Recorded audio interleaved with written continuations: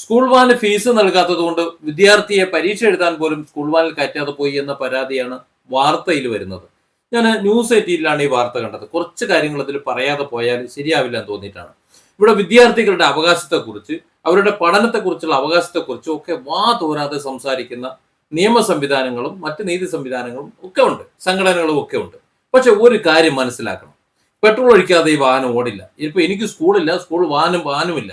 ചില കാര്യങ്ങൾ അറിയാവുന്നത് കൊണ്ടാണ് ഇതിനെക്കുറിച്ച് പ്രതികരിക്കുന്ന, ഇത് തെറ്റായിപ്പോയി എന്ന് പറയുന്ന ചിലർ. വാർത്ത ഞാനൊന്ന് വായിക്കാം. സ്കൂൾ വാന് ഫീസ് നൽകാത്ത കാരണത്താൽ പരീക്ഷ എഴുതാൻ കാത്തുനിന്ന വിദ്യാർത്ഥിയെ കയറ്റാതെ വാഹനം കടന്നു പോയതായി പരാതി. എന്തിനാ പരാതി എടുക്കേണ്ട ആവശ്യം?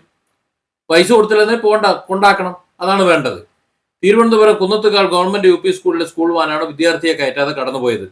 നിലമാമൂട് സ്വദേശിയായ 6ാം ക്ലാസ് വിദ്യാർത്ഥിയാണ് വാൻ ഫീസ് യഥാർത്ഥം നൽകാത്ത കാരണത്താൽ അധികൃതരിൽ നിന്ന് തിക്താനുഭവം നേരിട്ടത്. ഒരിക്കലുമല്ല, ഇവിടെ തിക്താനുഭവം നേരിട്ടത് അധികൃതരാണ്. ഇവിടെ ചിലർ കരുതുന്നത് എന്താണെന്നറിയാം, ഇതൊക്കെ അങ്ങ് നടന്നോളൂ എന്നാണ്. ഇപ്പോ എനിക്ക് ചില കാര്യങ്ങൾ, ചില അൺഎയ്ഡഡ് സ്കൂളുകളുടെ അവസ്ഥ എനിക്കറിയാം. അവിടെ അധ്യാപകർക്ക്, അവിടുത്തെ അധ്യാപകർക്ക് ചെറിയ ശമ്പളം കിട്ടുന്ന ഒരു 10,000 രൂപ, 8,000 രൂപ, 9,000 രൂപ, 10,000 രൂപ, 12,000 രൂപയാണ് പരമാവധി ശമ്പളം കിട്ടുന്നത്. ആ പണം ഒരു മാസം കടന്ന് ഈ കുട്ടികളെ മുഴുവൻ പഠിപ്പിച്ച്, അങ്ങനെ എന്റെയും നിങ്ങളെയും കുട്ടികളെ ഇങ്ങനെ പഠിപ്പിച്ച് അവരെ അങ്ങ് വലിയ വലിയ പൗരന്മാരാക്കാൻ വേണ്ടി കിടന്ന് കഷ്ടപ്പെടുന്നതാണ്. ഇതിനിടയിൽ എന്തെങ്കിലും ഒരു വേല കാണിച്ചു കഴിഞ്ഞാൽ അധ്യാപകരുടെ മണ്ടയിൽ പെരടി കയറുകയും ചെയ്യും. അപ്പോൾ ആ രീതിയിൽ കിടന്ന് കഷ്ടപ്പെടുന്നവർക്ക് കൂലി കൊടുക്കുന്നത് എങ്ങനെയാണ് എന്ന് ഈ വിദ്യാർത്ഥികളുടെ രക്ഷിതാക്കൾ അറിയുന്നുണ്ടോ? എത്ര മാസമായി ശമ്പളം കിട്ടാത്ത അധ്യാപകർ അവിടെ കൊണ്ടെന്നറിയോ? അവിടെ സ്കൂൾ ബസ്സുകളുണ്ട്. പെട്രോൾ പമ്പിൽ പൈസ കൊടുക്കാതെ എണ്ണ അടിച്ചു കൊടുക്കൂല, അതിന് പണം കൊടുക്കാതെ മെയിൻ്റനൻസ് നടക്കില്ല. സ്കൂളുകാർ കടം വാങ്ങുന്നതിന് ഒരു പരിധിയുണ്ട്. അപ്പോൾ സ്കൂൾ ബസ് ഉപയോഗിക്കുമ്പോൾ കൃത്യമായി എല്ലാ മാസവും അതിന് ഫീസ് കൊടുക്കണം. അതിന് പറ്റുന്നുണ്ടെങ്കിലേ ബസ് എടുക്കാൻ പാടുള്ളൂ. അല്ലാതെ ബസ്സിൽ കയറ്റില്ല എന്ന് പറഞ്ഞിട്ട് പരാതി പറഞ്ഞിട്ടൊന്നും ഒരു കാര്യമില്ല. ഒരു സുപ്രഭാതത്തിലൊന്നും ഒരു സ്കൂളും ഇങ്ങനെ കുട്ടികളെ കയറ്റാതെ പോകുന്നില്ല. അവിടെ കുട്ടികളുടെ മാനസിക നില തകരാതെ നോക്കേണ്ടത് രക്ഷിതാവിന്റെ ഉത്തരവാദിത്തമാണ്. ഇവിടെ അൺഎയ്ഡഡ് സ്കൂളുകളുടെ അവസ്ഥ പറയുകയാണെന്നുണ്ടെങ്കിൽ ഫീസ് കൊടുക്കൂല. ഒരു കൊല്ലക്കാലം ഫീസ് കൊടുക്കാതെ, ചോദിക്കുമ്പോൾ TC വാങ്ങി അടുത്തൊരു സ്കൂളിലേക്ക് ഒരു ഒറ്റ പോക്കാണ്, നേരെ അങ്ങോട്ട് പോകും. പോയി കഴിഞ്ഞിട്ട് ഇവിടുത്തെ ഫീസ് ഇവിടെ കിടക്കും. അപ്പൊ ഇതാണ് നിലവിലുള്ള അവസ്ഥ. എത്ര സ്കൂളുകൾ, നിങ്ങൾ ഓരോ സ്കൂളുകളിൽ പോയി ചോദിച്ചു നോക്ക്. വാർത്തയിൽ എന്തെങ്കിലും അങ്ങ് അട്ടിച്ചങ്ങ് വിട്ടാൽ മതി.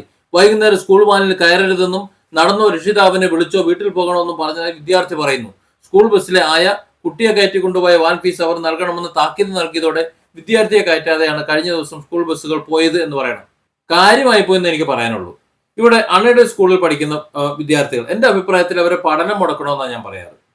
പഠനം മുടക്കണം. കഴിവില്ലാത്ത ആൾക്കാരുണ്ട്, പഠിക്കാൻ കഴിയാത്ത ആൾക്കാരുണ്ട്. അവർ ഗവൺമെന്റ് സ്കൂളുണ്ട്, എന്താ അവർക്ക് അങ്ങോട്ട് പോകാൻ കഴിയാത്തത്? ഗവൺമെന്റ് സ്കൂളിൽ പഠനം എന്താ മോശമാണോ? നല്ല പഠനമാണ്. ഗവൺമെന്റ് സ്കൂളിൽ പഠിക്കുന്ന വിദ്യാർത്ഥി അമേരിക്കയിലെ വിദ്യാർത്ഥികൾക്കും മുതിർന്നവർക്കും ട്യൂഷൻ എടുക്കുന്ന കാലാണിത്. നല്ല പഠനം അവിടെ നടക്കുന്നുണ്ട്. ഒരു ഗവൺമെന്റ് സ്കൂൾ മോശമൊന്നുമല്ല. അവർക്ക് സ്വകാര്യ സ്കൂളിൽ പഠിക്കണമെന്നുണ്ടെങ്കിൽ അവിടെ ഫീസ് കൊടുക്കണം. അതിന് ബസ് ഉപയോഗിക്കണമെന്നുണ്ടെങ്കിൽ അതിന് പണം കൊടുക്കണം. അതിന് കൊടുക്കാൻ പറ്റില്ല എന്നുണ്ടെങ്കിൽ അവരെ പഠിപ്പിക്കണ്ട, അവരെ ഒഴിവാക്കണം. ഞാൻ പറയുന്ന അൺഎയ്ഡഡ് സ്കൂളായാലും ഏത് സ്കൂളായാലും ഈ സൗകര്യങ്ങൾ ഉപയോഗിക്കണമെന്നുണ്ടെങ്കിൽ അതിന് ഫീസ് കൊടുക്കാൻ പറ്റില്ല എന്നുണ്ടെങ്കിൽ അവർ അതിൽ നിന്ന് മാറ്റി നിർത്തണം. അതിൽ ഒരു തെറ്റും പറയാൻ പറ്റൂല. ഇവിടെ ബസ്സുകാർ ആ വിദ്യാർത്ഥിയെ മാറ്റി നിർത്തിയിട്ടുണ്ടെങ്കിൽ ആ മാറ്റി നിർത്തിയാൽ ആ കുട്ടിക്കുണ്ടാകുന്ന മാനസിക പ്രയാസവും മറ്റു കാര്യങ്ങളും അറിയേണ്ടത് രക്ഷിതാവിന്റെ ഉത്തരവാദിത്തമാണ്.